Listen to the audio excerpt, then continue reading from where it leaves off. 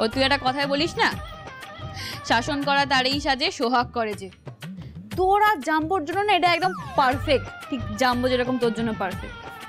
আর তুইও দেখ নিজের পরোয়া না করে কিরকম জাম্বোর জন্য এত কিছু করছিস।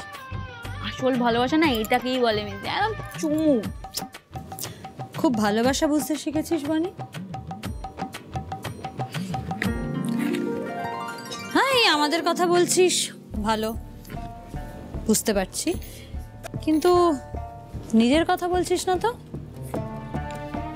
এই যে তুই কুণালের জীবনে কুণালের ভালো লাগবে বলে অয়নাকে নিয়ে এলি,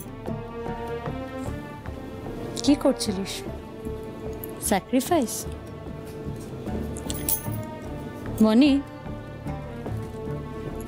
আমি তোকে জন্মাতে দেখেছি, পৃথিবীর সবাইকে তুই ফাঁকি দিতে পারবি, আমাকে ফাঁকি দেবে এত সহজ নয় কিন্তু। আরে ছাড় তো এইসব। দেখ নারুগোপালের নাম নিলে নারুগোপাল ফোন করলো, তোর জন্যই ফোন করেছে নিশ্চয়ই। ভালো করে একটু ধোলাই দি। হ্যালো, হ্যাঁ বলুন, কেন ফোন করেছেন আপনি? না মানে আমি একটা জরুরি কথা বলার জন্য ফোন করেছি বনি, একটু প্লিজ বলবেন খড়ি কি আপনাদের বাড়িতে গেছে? কেন, সেটা জানে আপনার কি হবে? না মানে আমার মনে একটা ভুল বোঝাবুঝি হয়েছে বনি, ওনার আর দাভাইয়ের মধ্যে আবার ঝামেলা লেগেছে, তাই দাভাই ওনাকে। তাই দাদা ভাই মেজদিকে বাড়ি থেকে বার করে দিল, তাই তো? আরে আপনি মাথা গরম কেন করছেন বনি? আপনি তো জানেন আমি চাই না দাভাই আর খড়ির মধ্যে আবার কোনোদিনও ঝামেলা লাগুক, তাই তো আপনাকে ফোন করেছি যাতে খড়ির সাথে একটু কথা বলতে পারি। একটু প্লিজ ফোনটা দিন না খড়িকে। এত কথা বলার কি আছে আপনার? হ্যাঁ, আপনাকে তো বললাম। আর শুনুন, আপনার দাদা ভাইকে বলে দেবেন মেজদি নিজে বলেছে, ঠিক আছে? মেজদি আর ওই বাড়িতে কোনোদিন যেতেই চায় না, আপনার দাদা ভাইয়ের মুখও দেখতে চায় না, সব সম্পর্ক শেষ। মেজদি কিন্তু একা নেই, মেজদির একটা বাড়ি আছে। আর শুনুন, মেজদি না ওই বাড়ি থেকে বেরিয়ে এসে অনেক শান্তিতে আছে, খুব ভালো করেছে মেজদি ওই বাড়ি থেকে বেরিয়ে এসে। কুণাল, বনি কি বলছে? খড়ি নাকি কোনোদিনও ফিরবেন না বলছেন। এবার অপমানটা খুব গায়ে লেগেছে ওনার, খুব আপসেট নিশ্চয়ই। ফিরবেন না তো ফিরবেন না, তাতে কি আমার কিছু যায় আসে নাকি? আর উনি কি ভেবেছেন ঋদ্ধিমান সিংহরা একবার ওনাকে গিয়ে ফিরিয়ে এনেছে বলে বারবার তাই করবে নাকি? যে আমার সাথে বিশ্বাসঘাতকতা করে তার মুখ আমি দেখতে চাই না। একদম ঠিক বলেছিস, একদম কারেক্ট আছে, ঠিক আছে, ভালো হয়েছে। এক এক করে এই বচ্চাত বাড়ির মেয়েগুলো আমাদের ছেলেদের ঘাট থেকে নামছে। শোন, তোরও না আমরা কুণালের মতো আবার বিয়ে।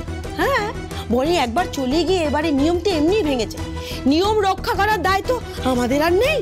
সুতরাং এবার আমি নিজে তোর জন্য বড় লোকের বাড়ি শিক্ষিত সুন্দরী মেয়ে খুঁজবো, যে তোর যোগ্য বউ হবে। ঠিক বলেছো, ঠিকই বলেছো, কারণ খড়ির সাথে সংসার করার আমার আর কোনো ইচ্ছে নেই। আর তুমি ওনার চেহারাটা দেখেছো? হ্যাঁ, একদম শালিক পাখির মতো, হাওয়া দিলেই পুকুরে উড়ে যাবে। আর ড্রেসিং সেন্স, আরে বেসিক একটা কোনো সাজগোজ করার আইডিয়াই নেই ওনার। শুনছিস আদরের জাম্বুর কথাগুলো? শুনেছিস কি মনে করেন নিজেকে? হ্যাঁ, উনি আমার সাথে সম্পর্ক রাখতে চান, উনি আর একটা বিয়ে করতে চান। আসুক উনি একবার, আমিও দেখতে চাই। চুপ করে দাঁড়ি, একদম না, আমি সবটা শুনবো। সব বলছিস তুই? হ্যাঁ ঠিকই তো বলছি। দেখো, তোমরা মানো আর না মানো, দিস ইজ দ্য ট্রুথ। খড়ি ইজ আ মিসফিট। এখন ভালোই হলো, আমি এখন একটা নতুন মেয়েকে চুজ করে বিয়ে করে সারা জীবন আনন্দে কাটাতে পারবো। Riddhi, strong with you. তো ক্যাজুয়ালি এই কথাগুলো তুমি কি করে বলতে পারছো? স্বামী হয়ে নিজের স্ত্রীকে চিনতে পারছিস না? স্ত্রী? সত্যি রিদ্ধি, তুমি যে খড়ি সম্পর্কে এতদিন ধরে এইরকম ধারণা পোষণ করে আসছো, আমি ভাবতে পারছি না। এই রে, এবার একটু ওভার অ্যাক্টিং হয়ে যাচ্ছে মনে হচ্ছে। এই দাভাই, তুই কেন মাথা গরম করছিস? একটু শান্তভাবে কথা বল না বনির সঙ্গে। শুধু শুধু ঝামেলা বাড়ি কি হবে বল, ব্যাপারটা সর্ট আউট কর না। কি কি কি কি সর্ট আউট করবো? হ্যাঁ, আর বনির সাথে কথা বলতে যাবো কেন? ওর কোনো এক্সপার্ট ওপিনিয়ন আমার চাই না। ও তো চলে গেছে আর খড়িও চলে গেছে, দুই বোন একসাথে থাকুক। আর এনিওয়ে আমাকে ওই ইরিটেটিং মুখটা আর দেখতে হবে না, আর তার সাথে ওই শালিক পাখির মতো ক্যাচর ম্যাচর সারাদিন কানের কাছে ওটা শুনতে হবে না। আমি না এখন খুব শান্তিতে থাকবো, জীবনটা খুব শান্তিতে কাটাবো। ভালো হয়েছে ভট্টাচার্য বাড়ির দুই মেয়ে বাড়ি ছেড়ে চলে গেছে।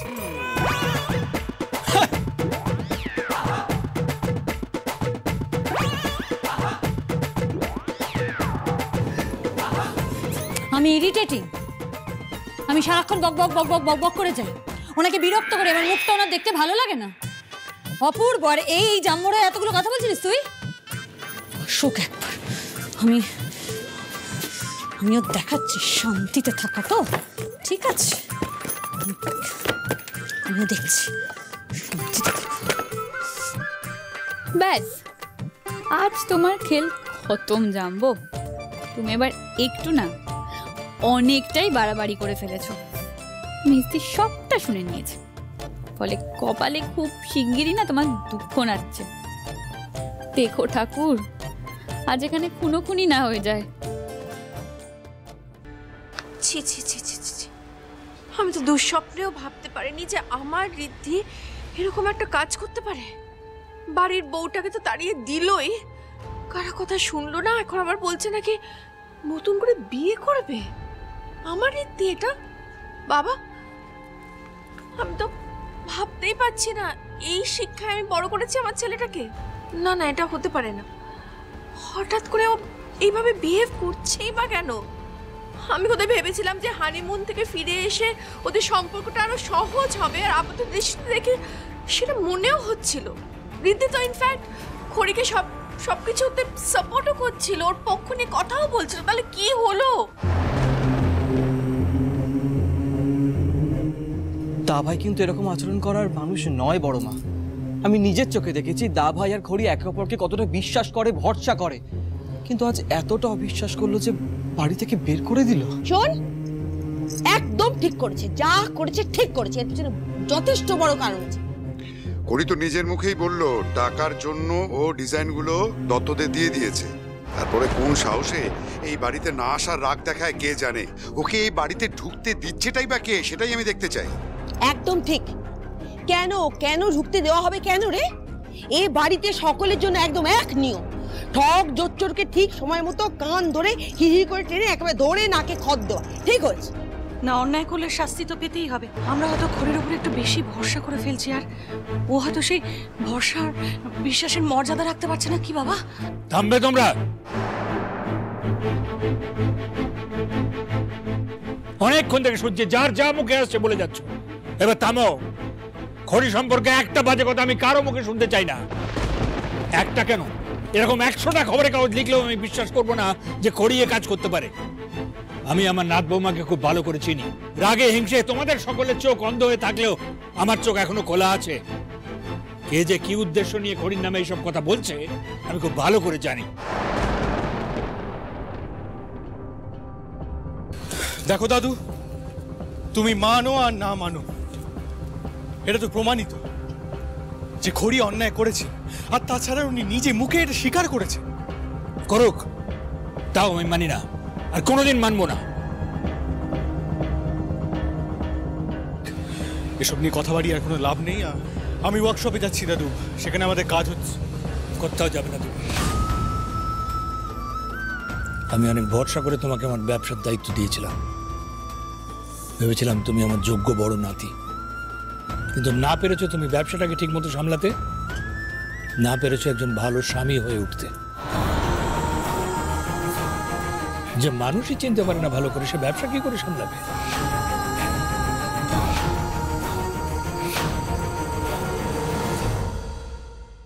রাতেই সিংহরায়দের ওয়ার্কশপে ডাকাতি হবে, সমস্ত গয়না চুরি হয়ে যাবে।